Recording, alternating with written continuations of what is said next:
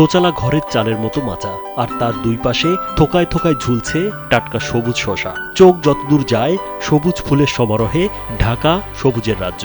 এমন নয়নাভিরাম দৃশ্য ঢাকার ধামরাই উপজেলার চর সুরঙ্গ গ্রামে কৃষক আবুল কালামের কৃষি জমিতে। এটা শুরু করছে এখন থেকে 38 দিন আগে। সেই সাত মাখনের মতন লাগতেছে। এই সৌন্দর্যের আড়ালে লুকিয়ে আছে সাফল্যের এক অনন্য গল্প। মাত্র 2 মাসে শশা চাষ করে আয় করেছেন 8 লাখ টাকা।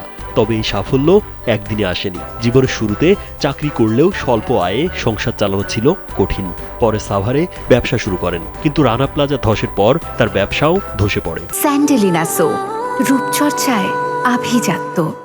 এরপর গরুর খামার করেও সফল হতে পারেননি তিনি, কিন্তু হাল ছাড়েননি আবুল কালাম। রানা প্লাজা হয়ে গেল, ভেঙে গেল, মানে 10 পড়ে গেল, আমার কাস্টমার মরে গেল। তারপরে আমার ব্যবসাও একটু মানে খারাপ হয়ে গেল, বাকি বেড়ে গেল। পরে পরে বাড়ি চলে এলাম। বাড়ি আসার পর গরু ফার্ম করলাম।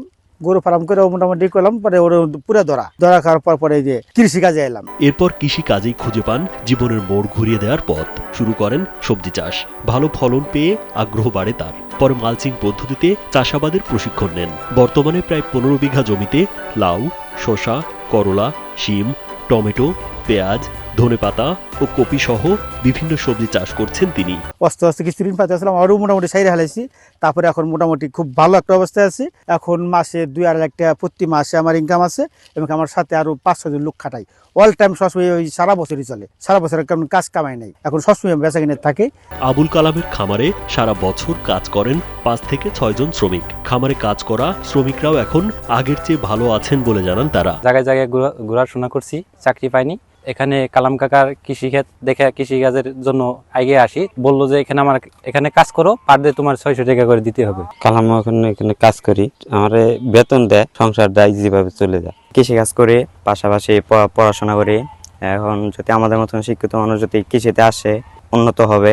অল্প খরচে বাম্পার ফলন, দ্রুত বাজারজাতকরণ আর সারা বছর চাহিদা থাকায় শসা চাষ এখন লাভজনক ফসল হিসেবে পরিচিত। আবুল কালামের এই সাফল্য দেখে আশেপাশের অনেকেই ঝুঁকছেন আধুনিক পদ্ধতিতে সবজি চাষে। আমরাও চাষাবাদ করি, কালামের শুনতে পরামর্শ নিয়ে চাষাবাদ করি। কালাম আগে দোকান করতে, কৃষি কাজ করে উন্নত করছে আর কি। উপজেলা কৃষি অধিদপ্তর থেকে নিয়মিত প্রশিক্ষণ দেওয়া হচ্ছে।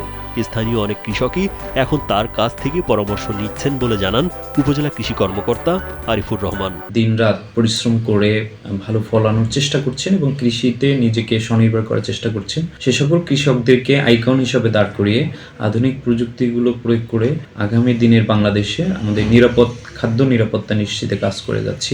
আগে চাষ করতে প্লেন জঙ্গলা, এখন তো রাজীব বিশ্বাস, কালবেলা। আর এটা